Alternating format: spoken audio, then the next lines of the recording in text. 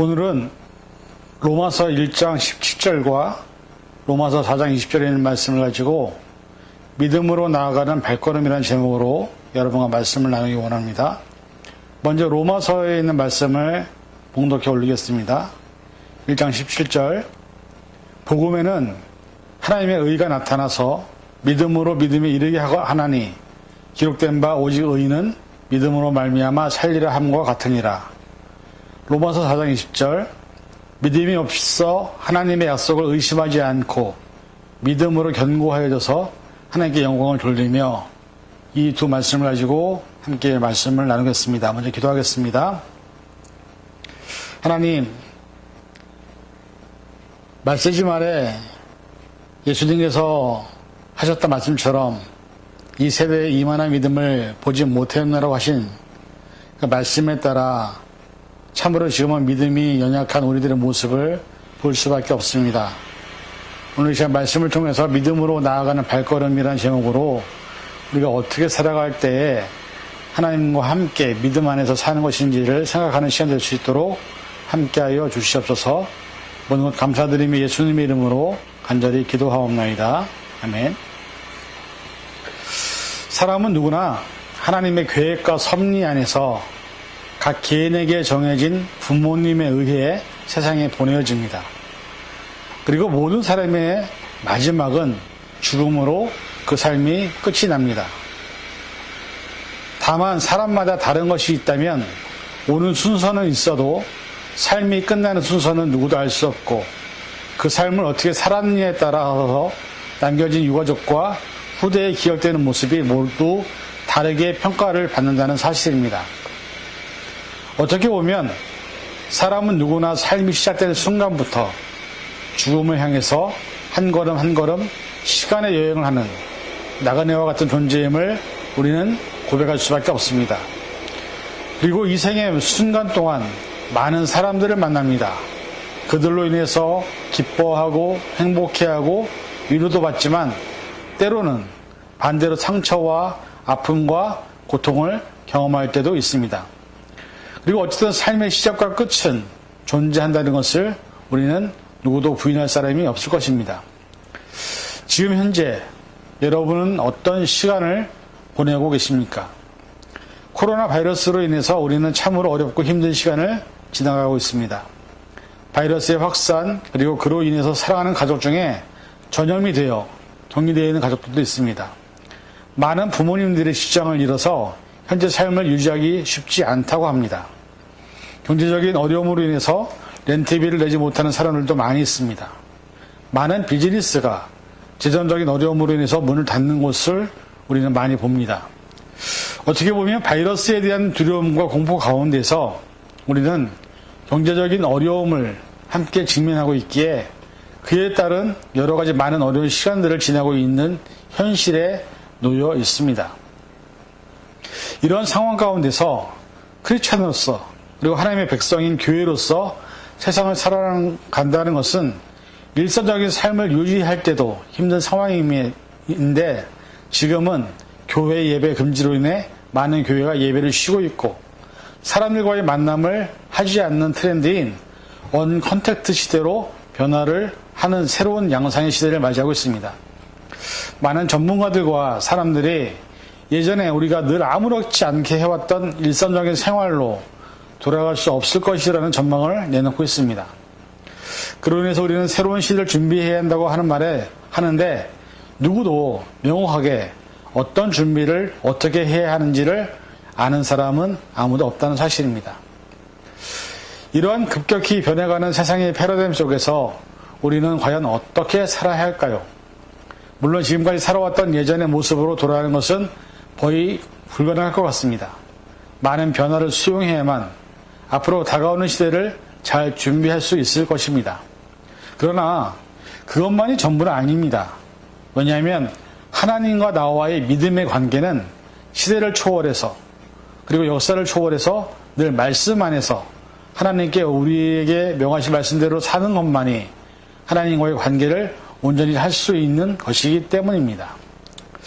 사실 세상은, 그리고 과학과 의학과 문학은 시대에 따라 늘 급변하게 변화를 겪어왔습니다. 그리고 그 세상 속에서 교회와 성도들은 자신의 자리에서 감당해야 할 세상에 대한 책임뿐 아니라 교회와 신앙 공동체 그리고 가정을 하나님께로 온전히 인도해야 하는 막중한 사명감을 가지고 지금까지 살아왔습니다. 사실 이러한 부분은 절대 쉬운 일이 아닙니다. 세상의 흐름 속에서 나 자신과 가정을 지킨다는 것도 쉽지 않은데 그 외에 내가 섬기는 교회와 신앙 공동체 그리고 가정을 믿음으로 지키는 것은 치열한 영적 전투를 이겨내야만 가능한 일이기 때문입니다. 그러나 이제는 교회와 신앙 공동체에 대한 패러다임도 변하고 있고 예전의 시간으로 돌아가는 것도 어려운 문제 속에서 우리가 한 가지 잊지 않아야 될 사실은 우리의 삶이 다해서 하나님이 부르시는 그 시간까지 우리는 계속해서 한 걸음 한 걸음 내 삶에 주어진 시간을 살아가야 한다는 사실입니다. 이 세상에서 가장 슬픈 일은 어쩌면 사랑하는 가족을 잃어버리는 것이라 해도 과언이 아닐 것입니다. 그런데 사랑하는 가족을 어떤 이유로 잃었다 해도 내 삶의 모든 것을 포기할 수는 없습니다. 왜냐하면 먼저 생을 달리한 가족 외에도 나에게는 남아있는 가족이 있고 내게 주어진 삶에 감당해야 될 부분들이 있기 때문입니다. 물론 가족을 잃는 시간이 걸리더라도 우리는 다시 내게 주어진 하루하루를 살아가야 하고 일을 하고 먹고 사는 문제가 우리 앞에 놓여있기에 그 자리에 맞는 삶을 살아가야 될 책임이 각 개인에게 있습니다. 이러한 삶을 살아가는 우리에게 오늘 본문은 두 가지를 얘기합니다. 먼저 로마서에 있는 말씀들 두 군데에서 첫 번째는 의인은 믿음으로 말미암아 살아야 한다고 합니다. 그리고 둘째, 믿음 위에 견고하게 서 있어서 하나님께 영광을 돌리라고 합니다. 여러분, 세상은 언제든지 변화하는 상황과 환경 안에 놓여져 있었습니다. 세상이 한 번도 각 개인이 원하고 바라는 상황과 환경을 바꾸어 준 적은 단 한 번도 없습니다. 다만 세상 안에 살아가는 모든 사람들이 세상의 환경과 상황에 맞추어 가면서 살아왔습니다. 그리고 그 안에서 하나님의 뜻을 따라 하나님이 원하시는 믿음의 발걸음을 내릴 것인지 아니면 세상과 타협하면서 살 것인지를 결정해야 하는 것은 언제나 각 개인의 믿음의 선택으로 결정이 되었습니다. 그래서 한국 초기 역사에 보면 기독교가 전파된 이래로 모든 시간을 막론하고 그 안에선 순교자의 피가 흐르게 된 것은 각 개인의 믿음의 선택과 결정으로 삶을 선택한 결과였던 것입니다. 그렇다면 오늘 본문은 믿음으로 살기를 바라고 노력하는 하나님의 자녀인 크리스천인 우리들에게 말씀을 통해서 무엇을 요구하고 계실까요? 여러분, 간혹 날씨가 흐리면 해를 구름이 완전히 가릴 때가 있습니다. 하종일 해가 보이지 않을 때 어떤 누구도 해가 뜨지 않았다고 생각하는 사람은 없다고 믿습니다. 다만 해가 떠 있지만 구름에 가려서 보이지 않는 것뿐이 아닌가요? 격변하는 그리고 보이지 않지만 지금도 여전히 전지전능하신 그리고 무소부지하신 하나님은 우리의 삶의 시간 가운데 계심을 우리는 깨달아야 합니다. 사실 오늘과 같은 팬데믹 상황은 역사적으로 계속 있었던 현상입니다. 과거에 의학이 발달하지 못하고 경제적으로, 과학적으로, 문학적으로 발달이 안 되었던 시대에도 전염병으로 인해서 세상에 사는 많은 사람들이 죽었던 적이 있었습니다. 팬데믹이라는 단어는 그리스어에서 유래되었으며 팬이라는 오래 뜻을 가진 디모스의 피플이라는 두 단어가 함께 만든 합성어입니다. 팬데믹은 어떠한 것이 국경에 관계없이 전 세계적으로 모든 사람에게 영향을 미친다라는 사전적 의미를 가지고 있습니다. 예를 들면 천연두가 한참 유행했던 적이 있었습니다. 이 천연두는 기원전 10,000년 전부터 인간을 괴롭혀 왔습니다. 천연두는 유럽 지역에서만 18세기 이전까지 매년 40만 명을 죽였습니다. 시각장애인의 3분의 1은 천연두로 인해서 시력을 잃은 사람들이라고 합니다. 감염자들 중 20에서 60%가 사망했고 아동은 감염될 경우 80%로 사망을 했습니다. 천연두는 20세기에도 3억에서 5억 명의 사람을 죽였습니다. 1967년 세계보건기구 WHO는 그해 한 해 동안 1,500만 명이 천연두에 감염되었고 그 중에 200만 명이 사망했다고 발표했습니다. 그러나 천연두만 있었던 것은 아닙니다. 흑사병이 돌았던 적이 있었습니다. 흑사병의 이름은 감염된 사람이 환자의 피부가 검게 변하는 증상 때문에 붙여진 이름입니다. 14세기 전후 유럽 인구 전체의 3분의 1의 목숨을 앗아간 전염병입니다. 1700년대까지 100여 차례 흑사병이 전 유럽을 휩쓸었습니다. 적게는 400만 명에서 많게는 700만 명의 추정되는 인구가 사망하였던 전염병이었습니다. 1918년도에는 스페인 독감으로 인해서 팬데믹 현상이 있었습니다. 1918년에서 1920년 사이에 약 5천만 명에서 1억 명 정도가 감염된 것으로 알려져 있고 약 2천만에서 1억 명이 죽음을 결과를 맞이했습니다. 그리고 이는 인류 역사상 가장 치명적인 유행병 중에 하나로 기록이 되어 있습니다.